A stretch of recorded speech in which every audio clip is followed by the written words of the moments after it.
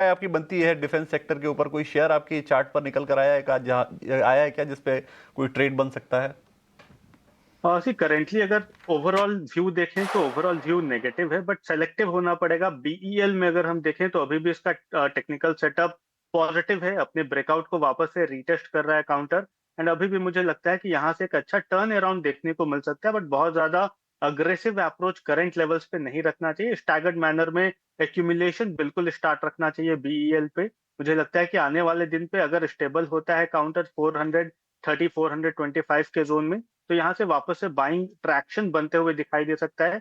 And 455 से 460 के zone वापस से रिक्लेम करते हुए दिखाई दे सकता है। शॉर्ट टर्म पे, लॉन्गर टर्म ड्यूरेशन में 480 तक के टारगेट्स देखने को मिल सकते हैं।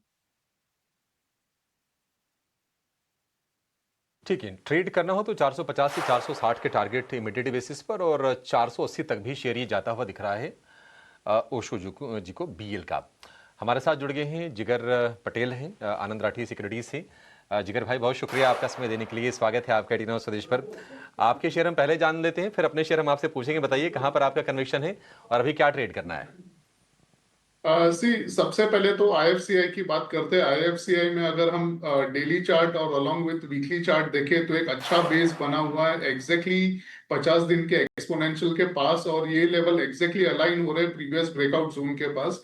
और कहीं ना कहीं इसमें एक अच्छा ट्रैक्शन भी हमें लोअर लेवल से देखने मिला है। साथ में जो डीएमआई का क्रॉस ओवर है वो भी पॉजिटिव दिख रहा है, तो यहाँ पे बाइंग की जा सकती है।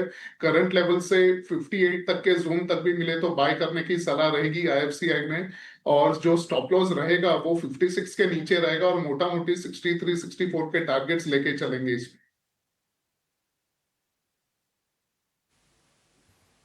ठीक है, आईएफसीआई को लेकर ये भी एक शेयर ये खरीदने की सलाह है। इस बीच देखिए नतीजों का भी एक्शन लगातार जारी है, और बोरोसिल के नंबर्स आपकी स्क्रीन पर है। मुनाफा 35 करोड़ रुपए से घटकर 24 करोड़ रुपए, तो मुनाफे के फ्रंट पर तो एक डेंट है।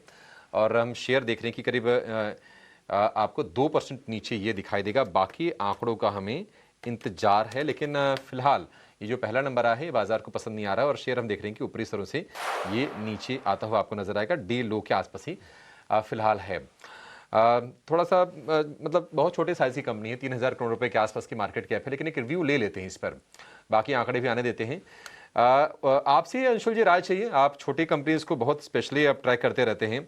हमने देखा कि सितंबर के बाद से जो गिरावट का दौर शुरू हुआ बोरोसिल में, वो थमा नहीं। राय आपकी क्या होगी? सर आपने सही कहा। मैं स्मॉल कैप और माइक्रो कैप बहुत ट्रैक करता हूं, क्योंकि 20 लाख करोड़ की रिलायंस को 40 लाख करोड़ होने में बहुत समय लगेगा। 3000 करोड़ की कंपनी में अगर 3 क्वार्टर रिजल्ट अच्छे आते हैं तो 6000 करोड़ आराम से हो सकती है। इस स्टॉक में बहुत तेज सेलिंग आई थी।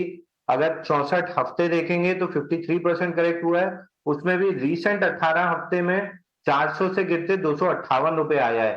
तो रिजल्ट से थोड़ा सा रिएक्शन पॉजिटिव आना चाहिए। Bounce back towards 50 day moving average 282 रुपए बनना चाहिए। बट क्या इस बाउंस बैक के लिए आपको लॉन्ग प्ले करना चाहिए? तो जवाब होगा ना। स्टॉक में बाइंग का कोई भी पैटर्न नहीं है, केवल और केवल बहुत ज्यादा पिटा हुआ है। तो एक डेड कैट बाउंस आने की पॉसिबिलिटी है, बट उस डेड कैट बाउंस में किसी तरह बाइंग की चेष्टा नहीं करनी चाहिए, बल्कि अगर फंसे हुए हैं तो ऊपर में निकलने की ही कोशिश करनी चाहिए।